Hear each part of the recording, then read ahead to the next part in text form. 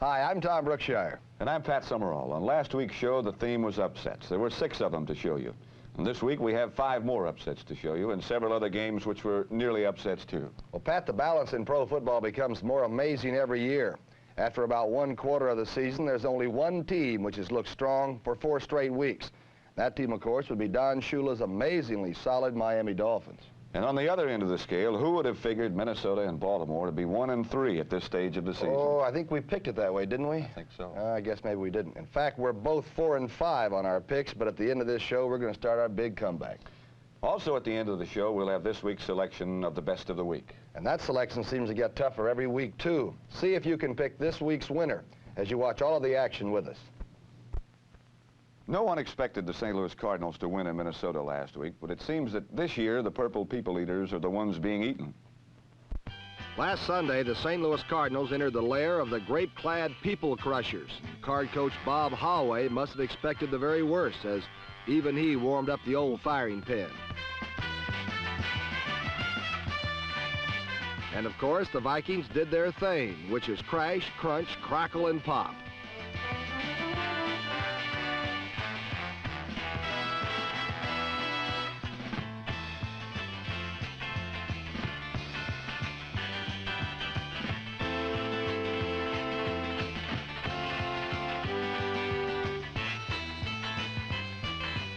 Number 26, Clint Jones, scored once for the Vikings in answer to 2 St. Louis field goals.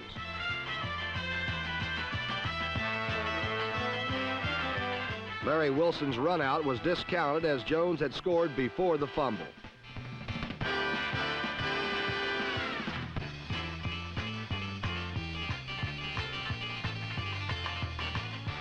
Cardinal quarterback Gary Cuozzo, an ex-Viking, was not intimidated as he hit Bobby Moore to regain the lead.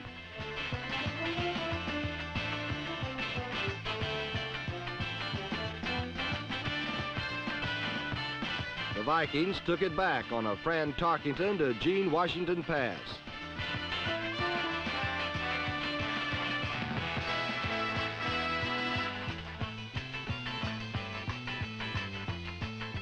Late in the 4th quarter, Gary Cuozzo hit Moore again and seemingly iced the game at 19-17.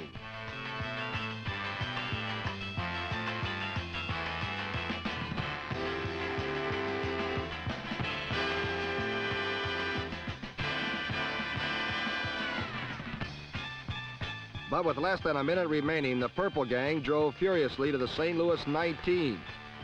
Where, with 4 seconds left, Fred Cox tried the winning field goal.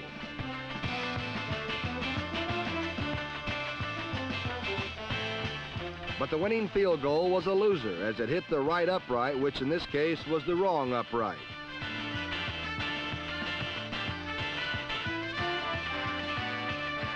And last Sunday night, the Minnesota cocktail flags flew for a long time as the Vikings lost their 3rd of 4 starts, 19-17. The Chicago Bears and the Green Bay Packers went at it again for the 107th time. And Pat, just for the record, the series now stands at 55 wins for Chicago, 46 for Green Bay, and 6 ties.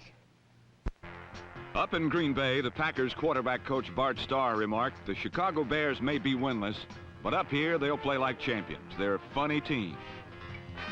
Funny, snorted Chicago's new head coach Abe Gibran.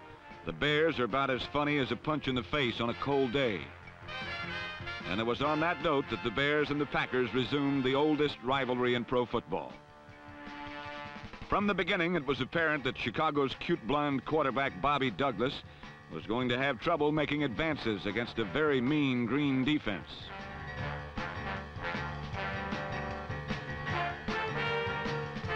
Number 83, Clarence Williams, put it on the Bears' Jim Harrison, and the defense took control early. Defense registered the Packers' first score. When Jim Harrison fumbled, Clarence Williams recovered and outraced Bobby Douglas 21 yards for the touchdown.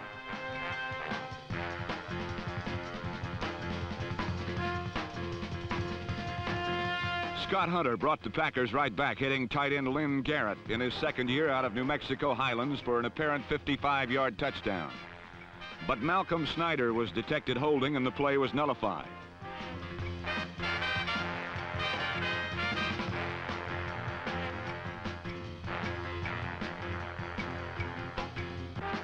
On the next series, in slow motion, Hunter lofted a pass for Dave Davis. Joe Taylor deflected the ball, and John Staggers made a hustling, diving catch and carry into the end zone, building a 17-3 halftime lead for Green Bay.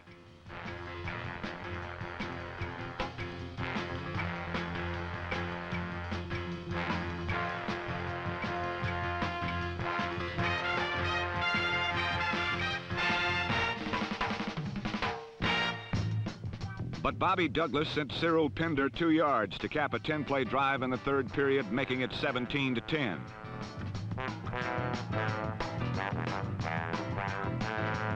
And Douglas kept the Bears rolling in the second half, hitting number 43, George Farmer, for a 46-yard gain.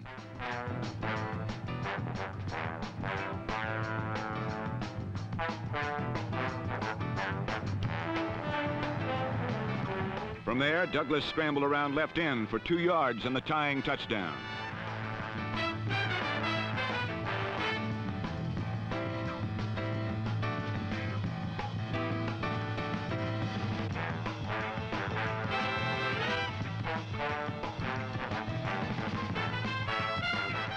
But the resurgence of Packer power is for real, and with 34 seconds remaining, Chester Marcole once again made his presence felt, booting through a 37-yarder, dividing the pack from the late rallying Bears 20-17.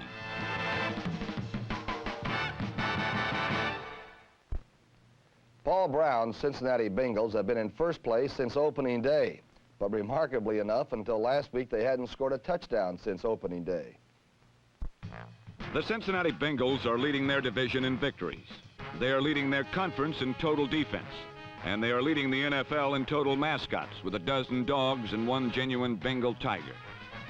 But the Bengals have had trouble scoring points, and in last week's game, Denver ran up an early 10-0 lead, with Floyd Little, number 44, doing the honors.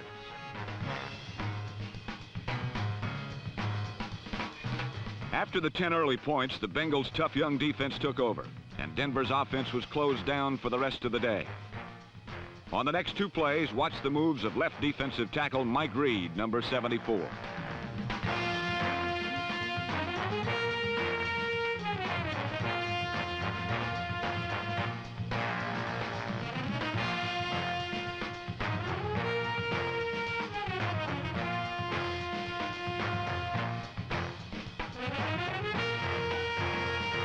Mike Reed, the ideal cornerstone around which to build a great defense. Since the offense wasn't scoring, it was up to the special teams to get things going in the right direction. Tom Casanova, number 37, the rookie from LSU, did just that.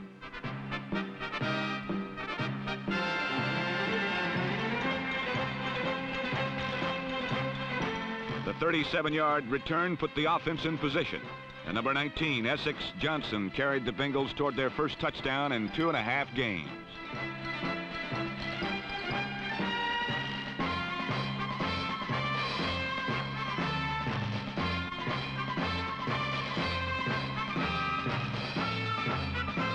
For the next Cincinnati touchdown, Tom Casanova made sure no help was needed from the offensive team.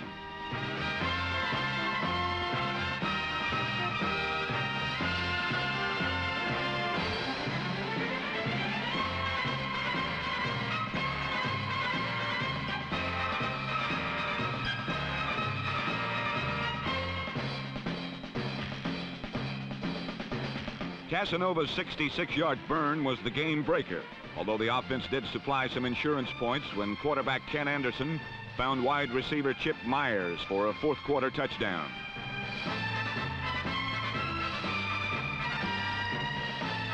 The Cincinnati Bengals may not be the highest scoring team in the league, but somewhat surprisingly, they are the only team in first place in the AFC Central.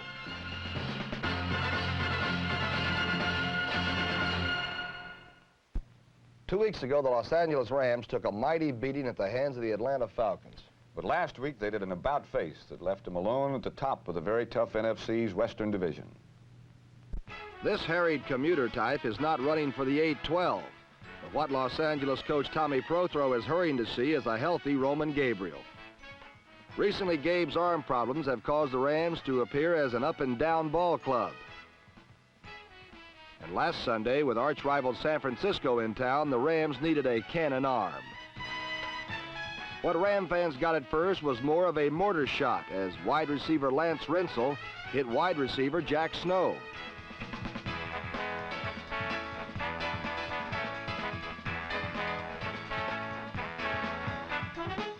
And then Roman answered all medical questions as he too hit Jack Snow, who galloped in for the first score of the game.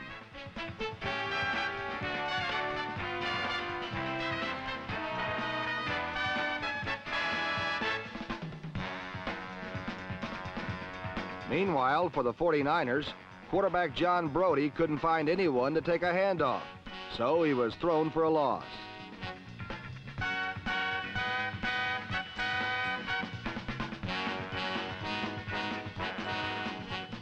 His troubles were compounded when he couldn't find anyone willing to catch a pass either.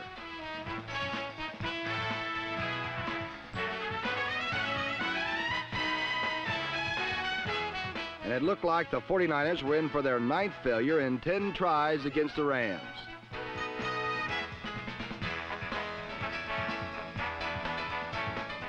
But then Johnny Lightning decided to take care of things himself.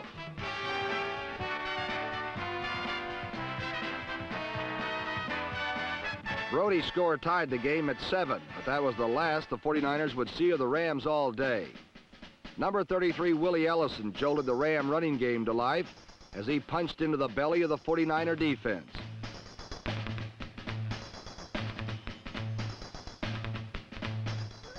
And Roman Gabriel fired passes with laser beam precision to number 13, Lance Rensel.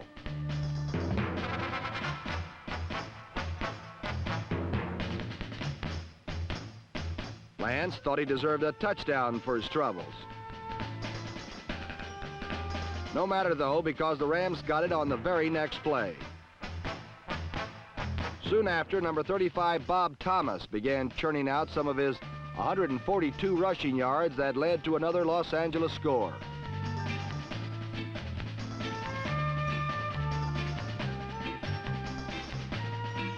The not-to-be-forgotten Ram defense played its part as number 42, Dave Elmendorf, stole John Brody's wobbler.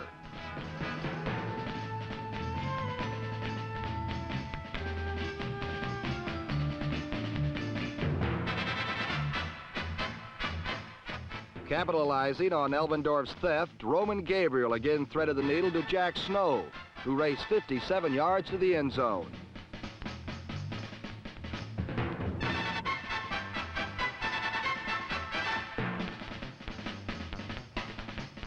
Number 38, Larry Smith, put the faltering 49ers out of their misery as he loped 68 yards on this play and then later took it in to make the final score Rams 31, 49ers 7.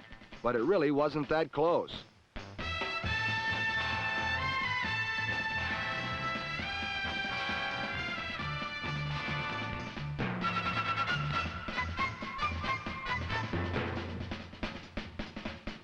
And now that the Rams are all alone at the top of their division, it's their turn to look over their shoulders to see who's going to make the next run at them. Last week, the Philadelphia Eagles kept their record unblemished as they went down to defeat number 4. But every week, they get a little tougher to beat. Last week, the winless Philadelphia Eagles traveled to Washington, hungry to make Sonny Jurgensen's starting debut his downfall. But Washington fans were unperturbed, even though Sonny's downfall did look imminent.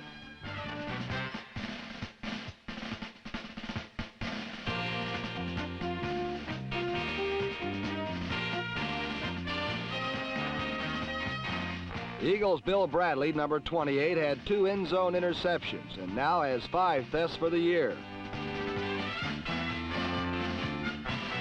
But when the Eagles got in close, the Redskins managed to stop them as the first half became a scoreless stalemate.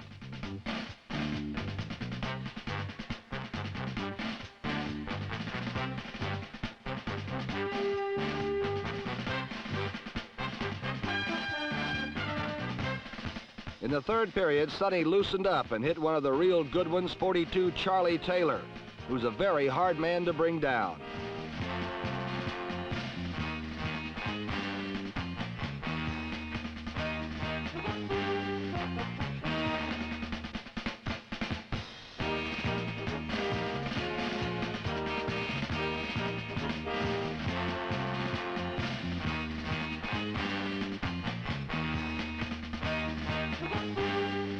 Then it was number 43, Larry Brown, for the first Redskins score, which was all they really needed. But Sonny brought some insurance with a bullet to number 80, Roy Jefferson, as the Redskins went on to shut out the Eagles 14-0. The Redskins also grabbed a share of the lead in the NFC East. No wonder the Washington fans love the Redskins almost as much as they love each other.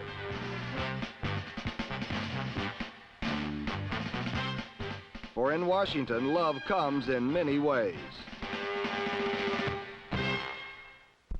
Even with Sonny Jurgensen, the Redskins did not look very impressive, Tom. And in Dallas, the Redskins' chief rivals, the Cowboys, muddled through again. Without Staubach, their multiple offense looked singularly ordinary to the Pittsburgh Steelers. Without Roger Staubach, the Cowboys' offense has become a riderless horse.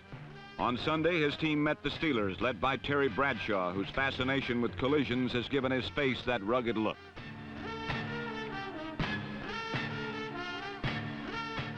Against Dallas, Bradshaw faced a head-hunting defense.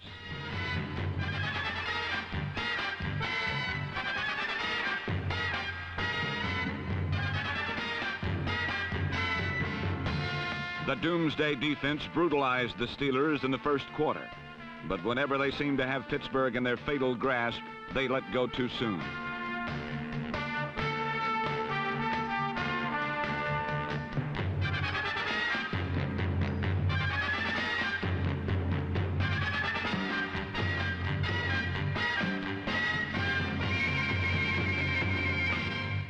On offense, the Cowboys displayed a case of dropsy that has lasted through 4 games.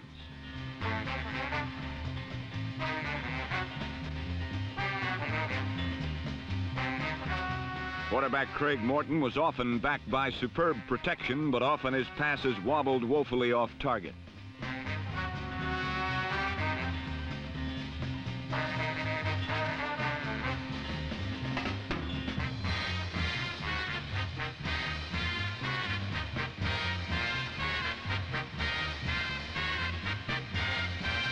Finally, Cowboy mistakes provided Pittsburgh with a score when Bob Hayes' fumble was speared in midair by Mel Blount, who raced to a touchdown.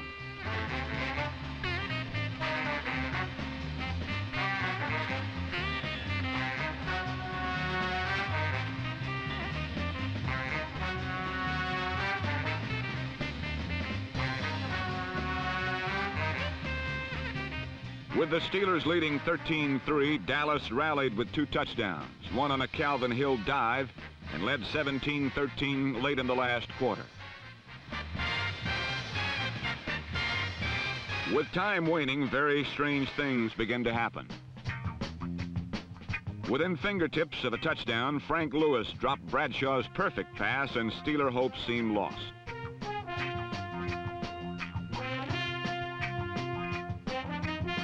But with 1:45 left, Bradshaw received a second chance, and even weirder things occurred. First, Bradshaw was blindsided, but Franco Harris recovered his fumble and sped to the Cowboy 3.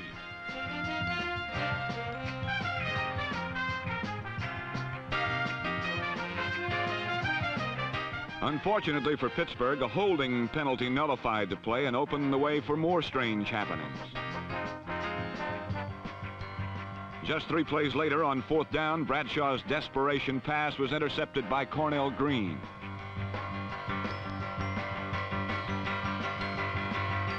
This time, a Dallas penalty canceled Green's trip to a touchdown. Bradshaw then drove Pittsburgh to the Dallas 33, and with just seconds remaining, he threw a prayer that Frank Lewis caught just out of bounds.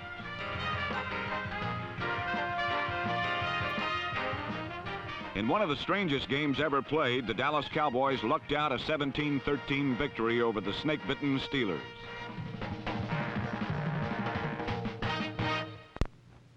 Well, Tom, it seems that the New England Patriots finally ran out of 4-leaf clovers last week up in Buffalo. And if you had seen their opening kickoff, you never would have picked the Bills. As usual, the Bills were raring to go. But as usual, they were left in the starting blocks as the Jim Plunkett-led Patriots bolted right past them.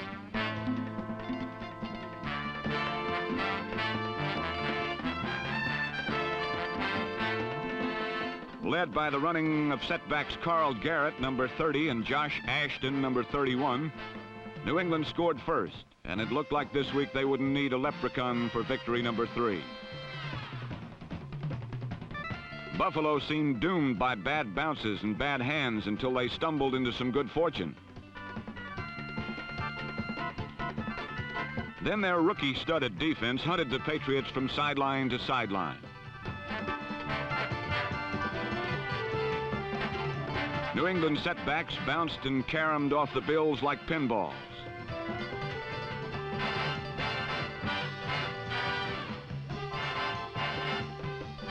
Finally, Buffalo's frantic chase for a loose football ended when linebacker Ken Lee intercepted a Plunkett pass and blazed 60 yards.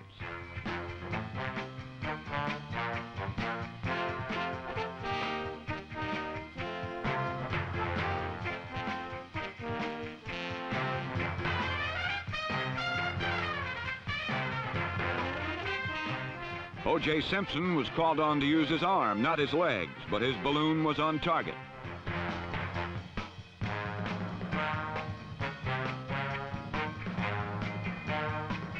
Then quarterback Dennis Shaw caught the AFC's leading receiver, J.D. Hill, dead in stride for a touchdown.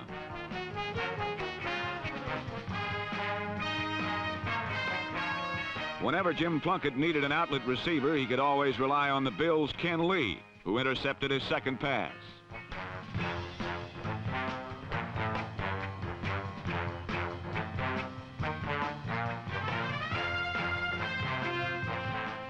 The Bills erupted for 4 touchdowns in the second quarter, and this effortless 11-yarder by O.J. Simpson made the score 31-7 at the half. Buffalo scored once more on a pretty 43-yard catch and run by rapidly improving Bob Chandler, number 81.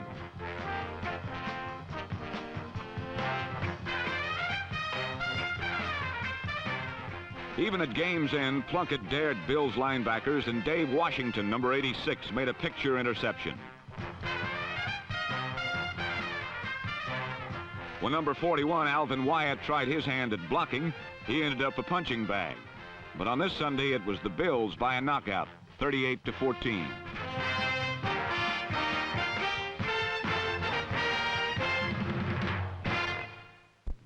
Well, Pat, the AFC East figured to be a close race this season. That's right, Tom, and there's a tremendous scramble going on for second place. Sundays in New York can be a pleasant time, especially if you're among the Shea Stadium faithful who come to see another exciting chapter in the saga of the man with the eggshell knees. The man, of course, is Joe Namath. As he goes, so go the Jets. Facing the man last week was the machine, an awesome powerhouse built by head coach Don Shula. From a joke to challenger to the team to beat in just 3 years, Shula built his machine in a series of interchangeable parts. These parts have meshed to make Miami the only undefeated team in the NFL this season. The man went after the machine early by picking away at the underneath coverage in the Miami zone.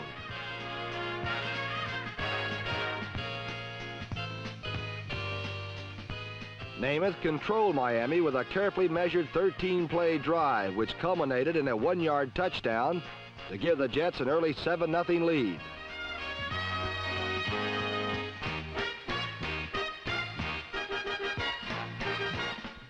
But the machine and its component parts purr with efficiency.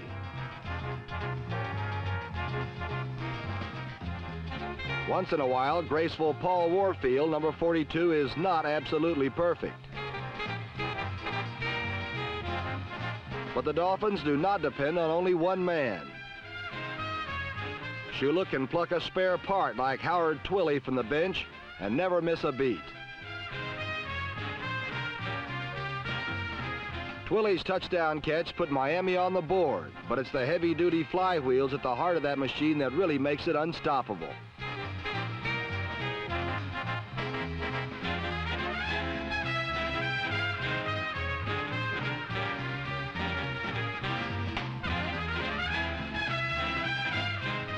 Iron Man Larry Zonka ripped through the Jets for 102 yards. And twin piston Jimmy Kick blasted in for 2 touchdowns to give Miami a commanding lead.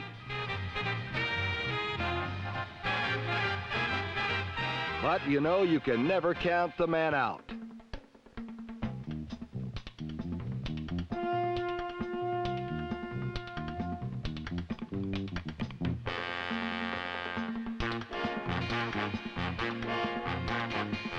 Jerome Barkham was ruled down on the 6-inch line where it was 1st and goal. There was a time when a touchdown from inches was a foregone conclusion against the Dolphin defense, but this series demonstrated how far Shula has brought his team. They rose up to stop New York 3 straight times. Namath even gave it a crack, but the Jets had to settle for a field goal.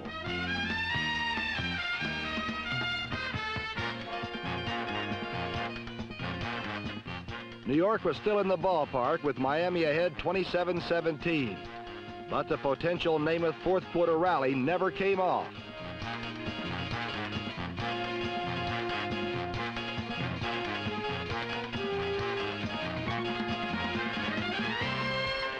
In the end, it was machine over man.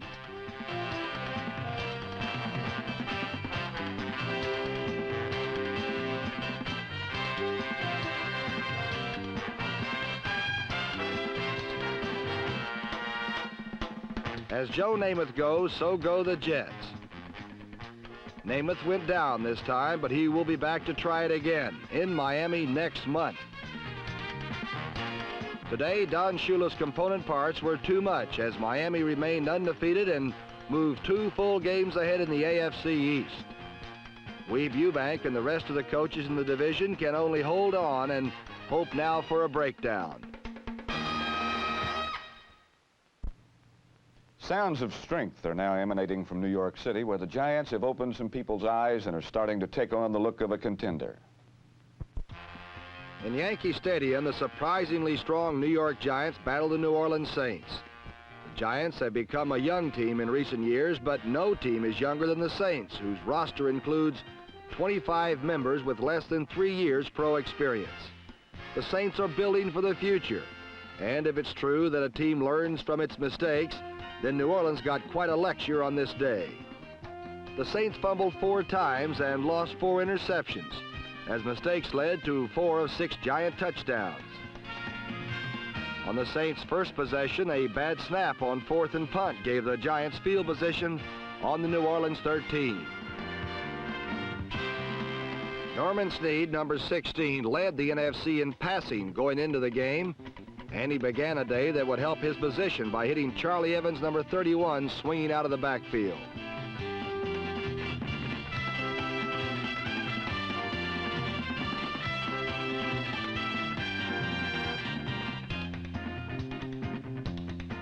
On the Saints' second possession, an interception on their own 37 led to a field goal.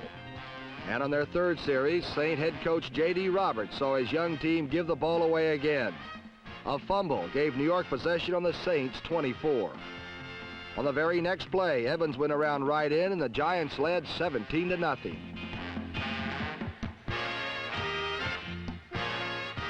In the second quarter, Saint mistakes continued unabated as a pass to Dave Parks, number 83, went through his mitts, and Richmond Flowers, number 44, came up smelling like roses.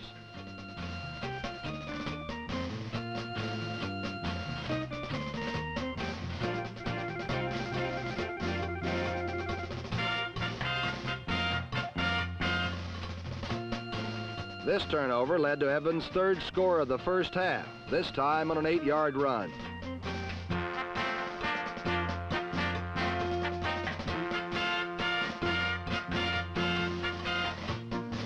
Only once did the Giants drive for a score in the first half. 35 yards of an 80-yard drive were gained on a Snead pass to Don Herman, number 85.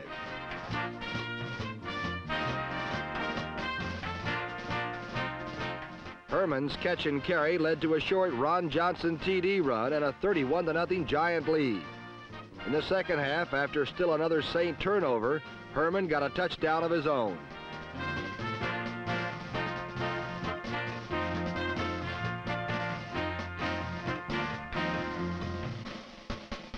But the turnover tournament was not over. On the Saints' first possession of the second half, an Archie Manning pass was swiped by number 41, Willie Williams.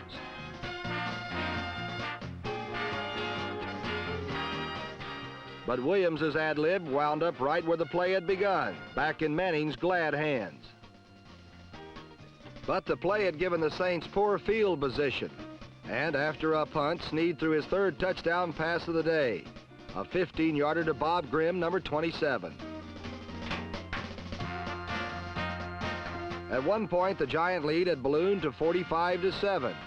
The Saints' 7 had come with 17 seconds left in the first half when Manning scrambled long enough to spot Parks for a 66-yard score.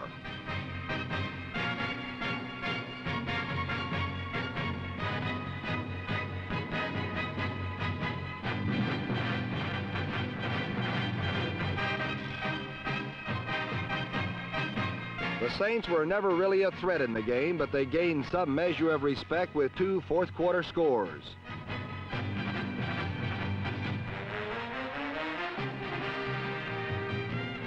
Danny Abramowitz, number 46, gained 40 yards before being helped down by teammate Joe Williams, number 24. Abramowitz's run set up a second Manning to Parks touchdown pass, and Abramowitz scored one himself on a deflection from 16 yards out. The Saints had scored last, but it was the Giants who had the last laugh with a 45-21 victory. And the Giants at 2-2 are only one game out of first in their division.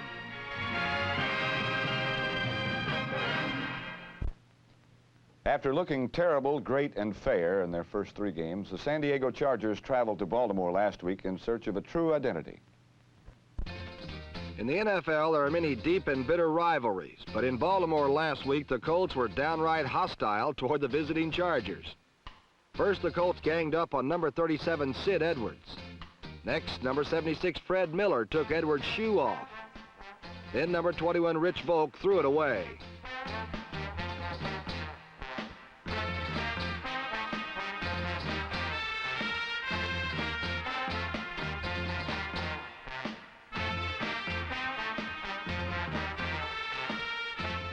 About this time, Sid was probably wondering if the Colts were trying to tell him something. But Baltimore was not about to be pleasant to anyone wearing yellow pants, including ex-Colt John Mackey, number 89. Homecoming was not pleasant for the old Baltimore superstar as his ex-teammates stripped him clean. Actually, Baltimore is not usually this inhospitable, but the Colts were frustrated by their worst start in a decade, and the Chargers happened to be around to pay for it.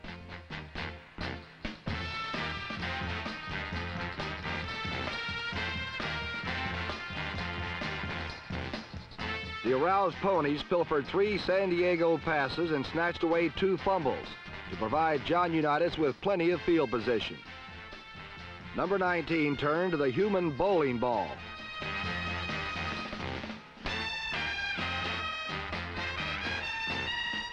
Bouncy Don Nottingham, number 48, rolled wild for 85 yards and 2 touchdowns.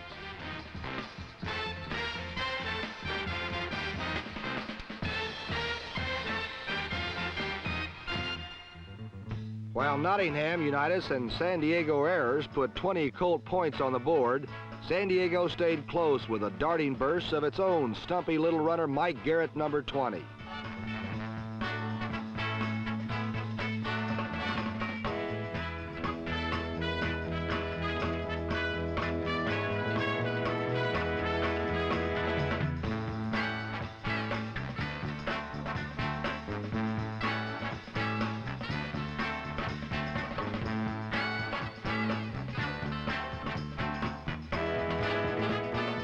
Garrett scrambled and scraped for 134 yards and 2 touchdowns to bring the Chargers within 3 at 20-17 in the fourth quarter. Then the Colts did something they never used to do. They gave the game away.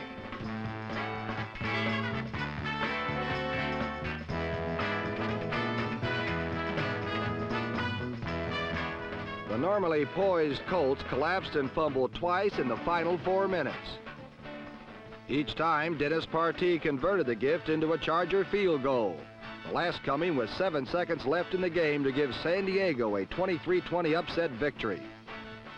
The Chargers had won a road game for the first time in their last 13 tries, but the gift victory left them still in search of a true identity. This week in Miami, they should find out how good they really are.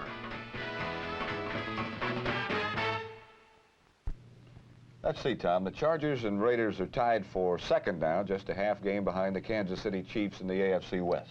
Pat, and to stay in first place, the Chiefs traveled to their third straight resort city. First it was New Orleans, then Denver, and last week Cleveland. Along the scenic shores of Lake Erie, the wind, sun, and seas were perfect for sailing. And Cleveland fans were expecting another day of smooth sailing from Mike Phipps and the Browns' offense. But one touchdown to fair hooker was all Phipps and the Browns could muster against the Kansas City defense. For Cleveland, the rest of the game meant turnover time as the Browns lost possession on 8 separate occasions.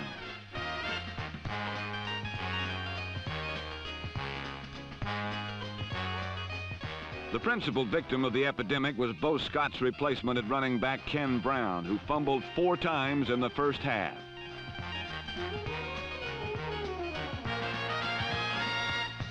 Number 20, free safety Mike Sensabaugh recovered 2 fumbles and intercepted his 3rd and 4th passes of the season. In all, Phipps threw 4 interceptions. Number 40, Jim Marsalis set up 1 Kansas City touchdown with an interception. But the biggest noise of the day was made by the running backs, who accounted for well over 200 yards rushing.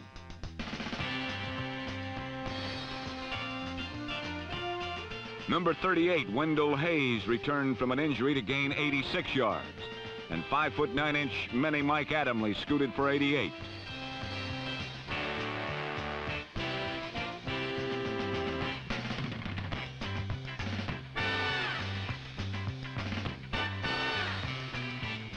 As in their previous game, the Kansas City air arm belonged to number 10, quarterback Mike Livingston, who again passed to clutch receivers like Dennis Holman, number 21.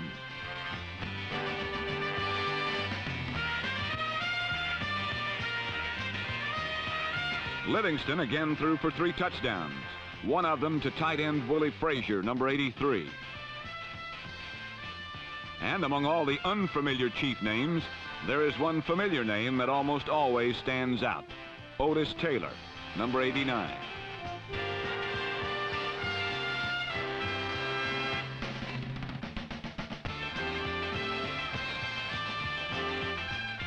The Chiefs won 31-7, and after 11 games with Mike Livingston at quarterback, the Chiefs had won all 11 and were still alone atop the AFC West.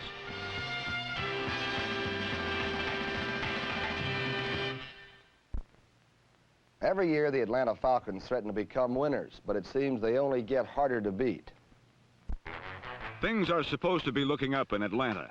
Head coach Norm Van Brocklin feels nothing but hard-nosed, proud football teams. But some think Van Brocklin builds in a tragic flaw, that his teams are tough, but they are not winners. But after a winning season in 1971, Van Brocklin appears ready to prove that his teams are not built to fail safe. This week, the foe was the Detroit Lions, a team the Falcons had never beaten. In the second quarter, with Detroit leading 6-3, Greg Landry went deep looking for Larry Walton. Number 27, Tom Hayes, made this spectacular interception, causing the Lions' second turnover of the period, but the Falcons could not advance.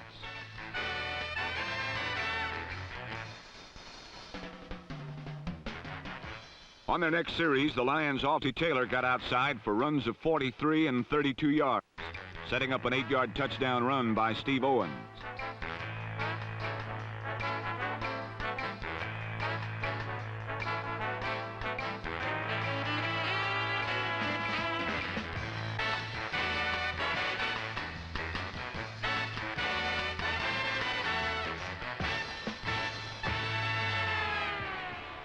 In the third period, Art Malone bolted 10 yards after an 8-play drive to make it Detroit 13, Atlanta 10.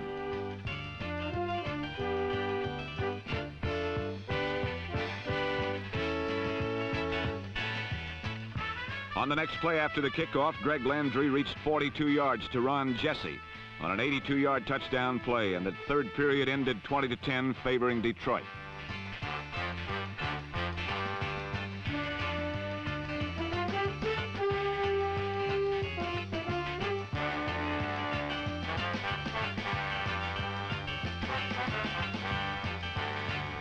But the Falcons drove back using Bob Berry's short passing game. This one to Jim Mitchell, good for 17 yards.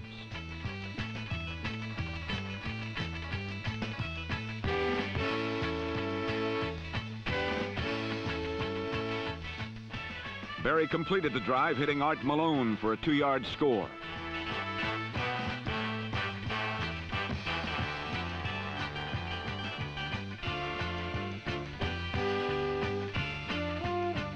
Big defensive plays like this Clarence Ellis interception paid off for the Falcons as Bill Bell added 2 field goals, blasting Atlanta into the lead 23-20.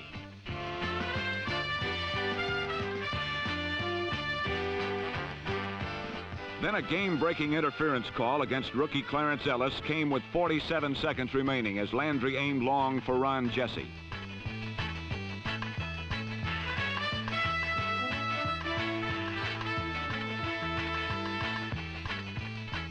The interference made it 1st and goal on the 3, and Steve Owens plowed over.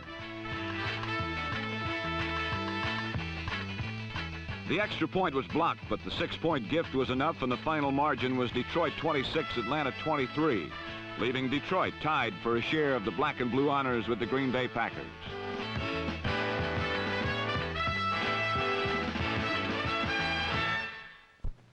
The Lions and the Falcons, 2 pretty good-looking football teams, but Pat, what about the best of the week? Tom, there was one team and one player who I think stood out above all, and that would be the team and player who were so soundly trounced the previous week by the Atlanta Falcons, but who last week soundly trounced the favored and very strong San Francisco 49ers. So our Best of the Week award goes this week to the Los Angeles Rams, and in particular, quarterback Roman Gabriel. As you know, Tom, he's been taking acupuncture treatments. He still can't throw the football like he did in years past, but he threw it well enough to win last week against San Francisco, and he also called one of the best games I think I've ever seen him work. And don't you think it's great when a guy is over 30 and makes a great comeback with a bad bone that way? Well, it takes a lot of courage, and he has certainly exhibited that over the past couple of weeks. Big and strong, and the Rams go as Roman Gabriel goes, don't they? So our salute this week goes to Roman Gabriel and those Los Angeles Rams. How about this week now? Let's go to the picks. New York at San Francisco. The Giants seem to be putting a very potent offense together. They've been playing a good enough defense to contain the other teams that they've been playing in the last couple of weeks, particularly. In spite of the fact that they've got to make that long trip west, I'm going to pick the Giants. It sounds like you're going to pick New York. I'm going to go with San Francisco because they're playing at home, and they're going to be tough. They will be, rebounding after last week's loss to Los Angeles. All right, how about Cincinnati in Kansas City? Mike Livingston has done some job for the Chiefs because this game is in Kansas City, and because the Chiefs finally seem to be rolling, I'm going to pick them. I'm going to go with the Chiefs on defense, too. Green Bay at Detroit, and I'm going to go out on a limb and pick the young Packers, who are tough. All right, they've been playing good defense, but I think Detroit's going to show them new elements of offense this week, so I'll have the Lions. At any rate, we'll be back next week to show you what happens. I'm Pat Summerall. I'm Tom Brookshire. We'll see you next week.